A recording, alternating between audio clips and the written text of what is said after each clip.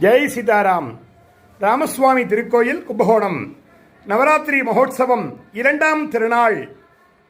தசரதன் தன்னுடைய ராஜபத்னியான கௌசல்யை, கைகேகி, சுமித்திரை ஆகியோருடன் விசேஷமாக வசிஷ்டர் குருவை முன்னிட்டு ரிஷ்யசிருங்கர் எனப்படும் கலைக்கோட்டு முனிவரின் ஏகாந்தமான பக்தியுடன் அக்னியில் அநேக விதமான அஸ்வமேத யாகங்களும் புத்திரகாமேஷ்டியாகவும் செய்கின்றார்.